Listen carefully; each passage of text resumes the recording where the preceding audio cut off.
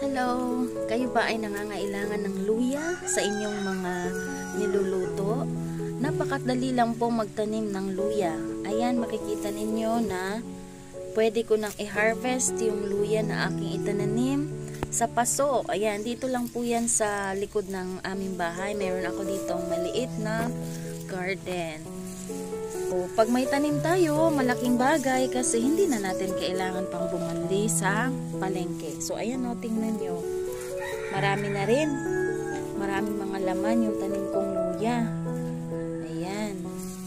So, mag-harvest ako mamaya ng iilang piraso lang dahil gagamitin ko sa aking niluluto. Ayan. Ang maganda sa luya kasi hindi mo na siya as in, kailangan pa talagang alagaan at laging babantayan. Very resistant din siya sa mga peste, although mayroong kumakain ng kanyang dahon, pero nagsosurvive pa rin ang luya.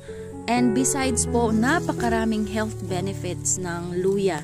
Isa din sa reason kung bakit gusto ko ng luya ay kapag may ubo tayo, ayan, pwede nyo pong gamitin bilang salabat. At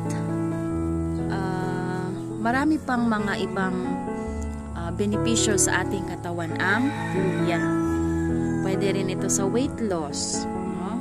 Kung gustong magpapayat, samahan siya ng lemon. So, samahan nyo ako. Ako'y mag-harvest. Ito lang po muna ang i-harvest ko ngayon.